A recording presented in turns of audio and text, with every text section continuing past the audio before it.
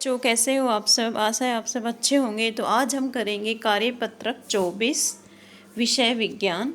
और आज की कार्यपत्रक का टॉपिक है हमारा सजीव एवं उनका परिवेश।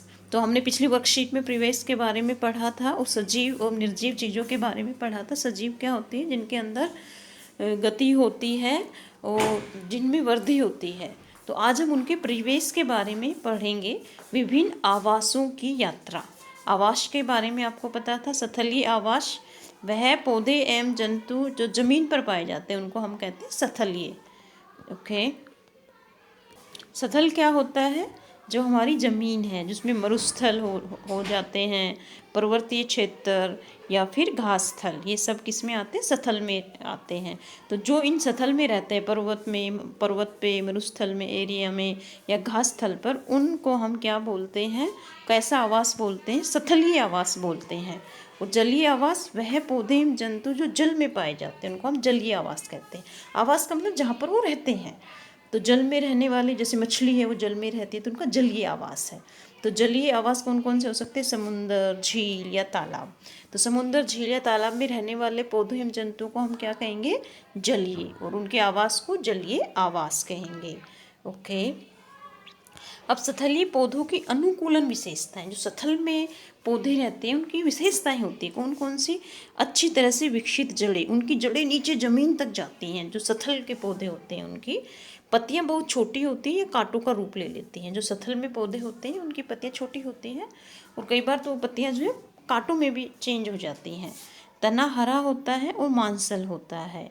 तना एक मोमी परत से ढका होता है जिससे पौधों को जल संरक्षण में सहायता मिलती है। जैसे कैक्टस, कुछ पौधे होते हैं जिनके तने जो एक मोमी परत से ढके होते हैं जिससे वाष्प उत्सर्जन कम होता है और पानी रिटेन रहता है पौधे में।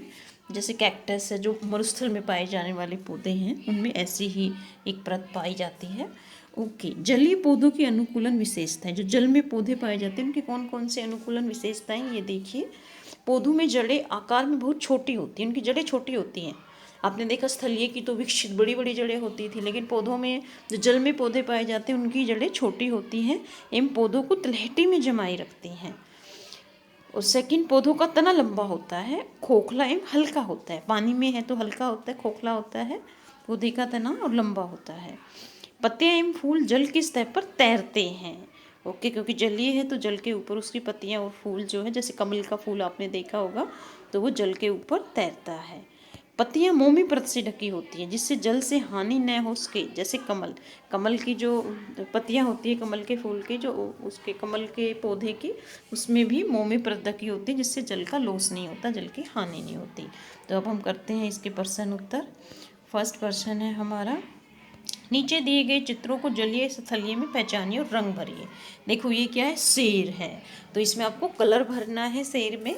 और ये कौन सा जीव है? स्थल में रहता है, जल में रहता है? स्थल में रहता है, जमीन पर रहता है ना, तो ये क्या हो गया? स्थलीय। तो आपको इसमें कलर भरना है पिक्चर में और लिखना है स्थलीय। ओके, नेक्स्ट देखिए ये किसका है? ये कमल है, कमल का फूल है। ये जल में रहता है, स्थल में? जल में रहता है, तो इसका आवास क्या है? जलीय है, ये जलीय पौधा है ये। ओके, ये क्या है? मछली है। मछली कहाँ रहती है? जल में, तो कैसा जीव है ये? जलीय जीव है। और इनमें आपको कलर भी भरने हैं। ओके स्टूडेंट, सुंदर सा कलर फिल करना है, पिक्चर बना के कलर भी फिल करना है। ये देखिए कैमल है, तो कैमल ऊँट कहाँ रहता है? स्थल में रहता है ना, तो ये क्या है? हमारा स्थलीय जीव है। कलर आपको करना है इन सारी ड्राइंग्स में और सुंदर सी ड्राइंग बनानी है, कलर करना है, नाम भी लिख देना। ये ऊँट है और ऊँट कैसा जीव है? स्थलीय जीव है। मछली जलीय है, कमल जलीय है और स्टार्टिंग में हमारा शेर क्या है? वो स्थलीय है।